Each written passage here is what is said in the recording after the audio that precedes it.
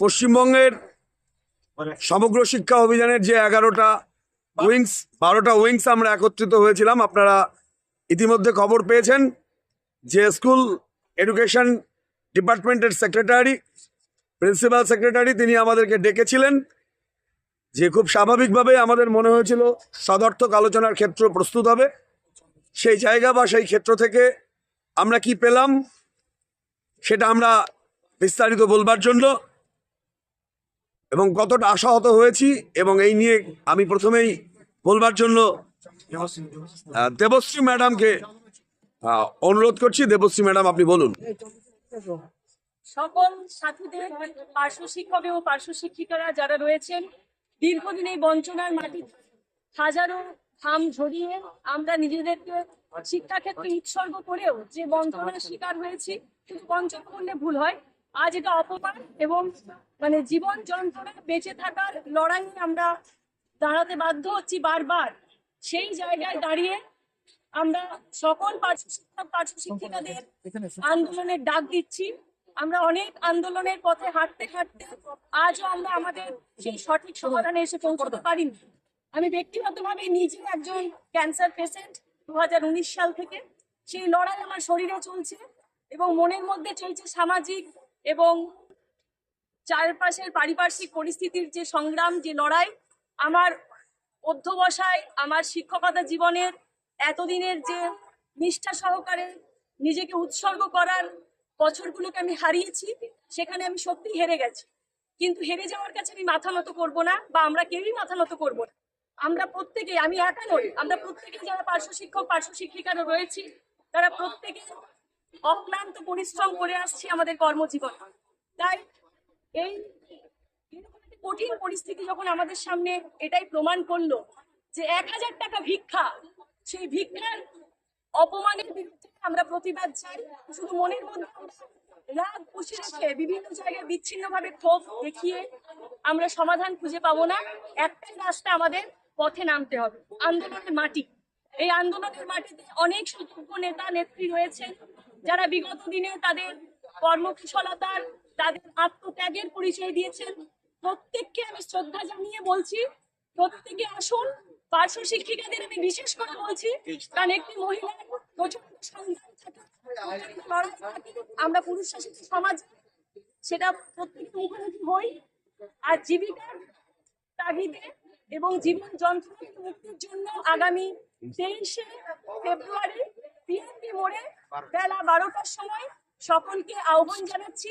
প্রত্যেকে দ্বিধা দ্বন্দ্ব কাটিয়ে আমরা একটি সমাজের অন্তর্গত, সেটি হচ্ছে প্যারা টিচার সমাজ।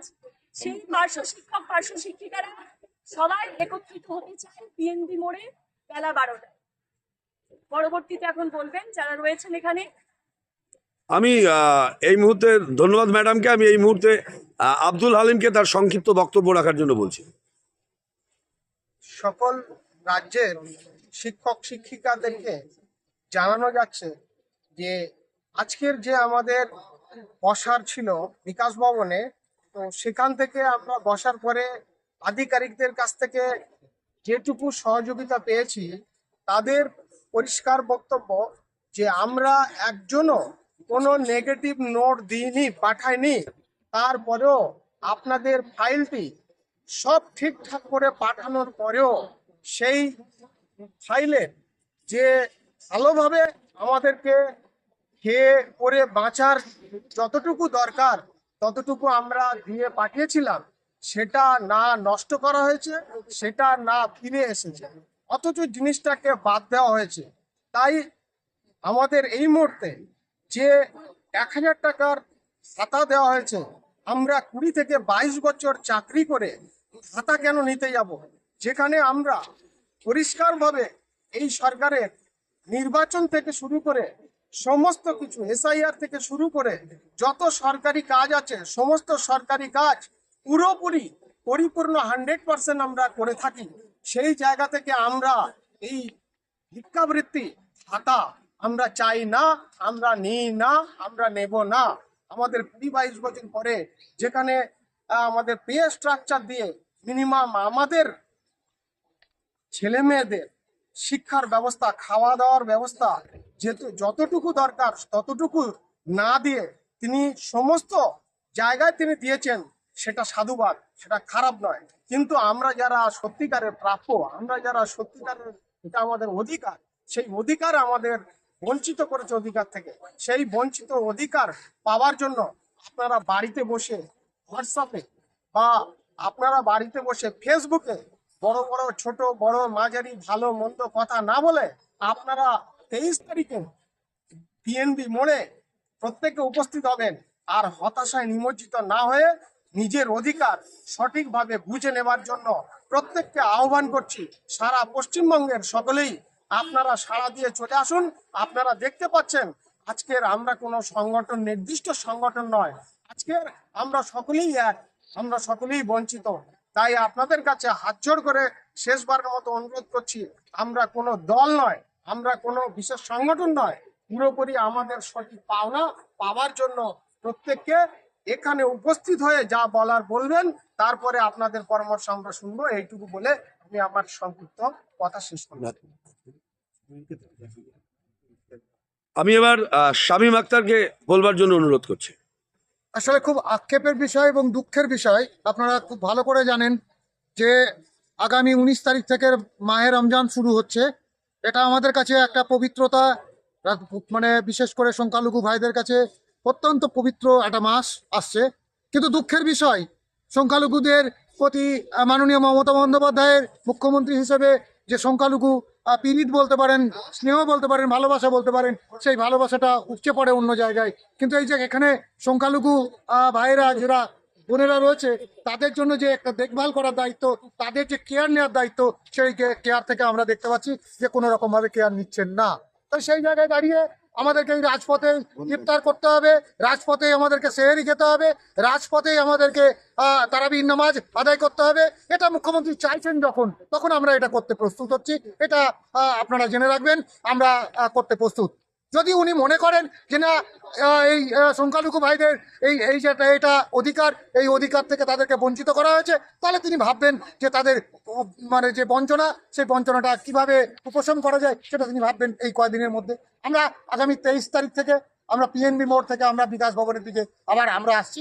আমরা সেই আন্দোলনে আমাদের দেবশ্রী ম্যাম বলেছেন, সবটা হালিমবাবু বলেছেন, সবটা আমাদের বলবেন, আরো আমাদের নেতৃত্ব আছেন বলবেন। কিন্তু সবার আগে আমি বলবো নেত্রীকে, এই পশ্চিমবঙ্গের নেত্রীকে বলবো যে আপনি তো অনেক সংখ্যালঘু দরদি, সুতরাং অন্ততপক্ষে আমাদেরকে এই রমজান মাসটা, রোজাটা বাড়িতে পালন করতে দিন, এটা পালন করতে দিন।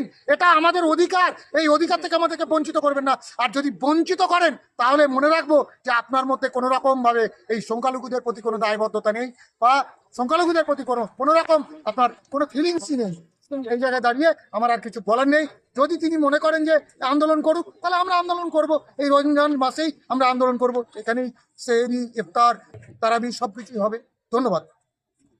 আমি এবার নাজমুল হক লস্করকে বলবার জন্য অনুরোধ করছি।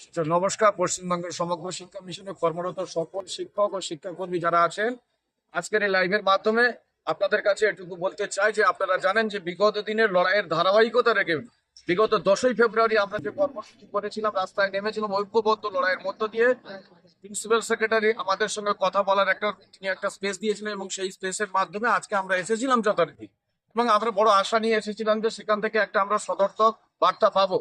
কিন্তু সেই অর্থে আমরা সেই সদর্থক বার্তা পাইনি। অর্থাৎ 10 তারিখের কর্মসূচির ধারাবাহিকতাকে অব্যাহত রেখে আজকের এই সোশ্যাল মিডিয়ার মারফত সমস্ত স্তরের পার্শ্ব শিক্ষক থেকে শুরু করে এসএসকে, এমএসকে, শিক্ষামন্ত্রী, স্পেশাল এডুকেটর যারা আছেন প্রত্যেককে, এবং শিক্ষাবন্ধু থেকে শুরু করে প্রত্যেকে আগামী 23শে ফেব্রুয়ারি কলকাতা রাজপথে আসার জন্য আহ্বান করছি। আপনারা জানেন, এবং বিশেষ করে পার্শ্ব শিক্ষক সমাজের কাছে একটা বার্তা আছে যে আগামী 27 তারিখ থেকে একটা কর্মসূচি ঘোষণা আছে। আমরা প্রত্যেকটা রাস্তার আন্দোলনকে সম্মান রাখি, প্রত্যেকটা রাস্তার আন্দোলনকে আমরা মর্যাদা রাখার চেষ্টা করি, এবং তাদের কাছে আমাদের বিনীত আবেদন, তারা এবং তারা এই বিষয়টা নয়, আমরা সকলে মিলে একত্রিত ভাবে যাতে 23 তারিখ থেকে আমরা কর্মসূচিটাকে শুরু করতে পারি। যারা 27 তারিখের প্রস্তুতিতে আছেন, আমি বিনয়ের সঙ্গে আবেদন করব, আসুন আমরা সেই লড়াইটা 27 তারিখ নয়, আমরা 23 তারিখ থেকে পিএনবি মোড় থেকে শুরুটা করি। সেজন্য আমি এই সোশ্যাল মিডিয়ার মারফত সম্মানীয় ভগীরথ বাবু, সম্মানীয় রুমিল ইসলাম, সম্মানীয় বুবাই কোলে, সেলিম পাইক, জীবন দাস যারা আছেন, বিশেষ করে রাজ্য সরকারের তৃণমূলপন্থী সংগঠনের যারা বন্ধরে আছেন, তাদেরকেও আমরা আহ্বান করছি, তাদেরকে আমরা দায়িত্ব তুলে দিতে চাই। এখানে দায়িত্ব আমরা যারা এখানে আছি আমরা কেউ দায়িত্ব নিতেও চাই না। আপনারা আসুন, আপনারা দায়িত্ব নিয়ে আগামী এই ভোটের নির্ঘণ্ট মানে ঘোষণার পূর্ব মুহূর্ত অবধি সামগ্রিকভাবে সমগ্র শিক্ষা মিশনের কর্মচারীদের বাঁচানোর স্বার্থে, সমগ্র শিক্ষা মিশনের পরিবারকে রক্ষা করার স্বার্থে আপনাদের গুরু দায়িত্ব আপনারা মাথায় তুলে নিন। আর নচেত কিন্তু এই যে শামীম বাবু বললেন, আপনারা জানেন যে পশ্চিমবঙ্গের একটা যে এই শিক্ষা কর্মশিক্ষার সঙ্গে যারা যুক্ত একটা 70% সংখ্যালঘু সম্প্রদায়ের মানুষ, তারা কিন্তু বাধ্য হবে রাস্তায় এবং রাজপথে নেমে তাদের ধর্মচর্চা করতে, পালন করতে, যেটা কিন্তু এই রাজ্যবাসীর কাছে এবং মাননীয় মুখ্যমন্ত্রীর কাছে কতটা সহনশীল হবে সেটা কিন্তু পরবর্তী পর্যায়ে একটা বিশেষ বার্তা বা রেখা দাগ কাটবে। সেজন্যই আমরা চাচ্ছি 23 তারিখ থেকে সমস্ত স্তরের সমস্ত সংগঠনের সমস্ত নেতৃত্ব যারা আছেন, আসুন লড়াইটা 23 তারিখ থেকে আমরা শুরু করতে থাকি এবং একসঙ্গে লড়াই করে একসঙ্গে আমরা এই রাজ্যে মাননীয় মুখ্যমন্ত্রীর কাছে একটা বার্তা এটুকু বলে আমি আমার আহ্বান এখানে সমাপ্ত করছি।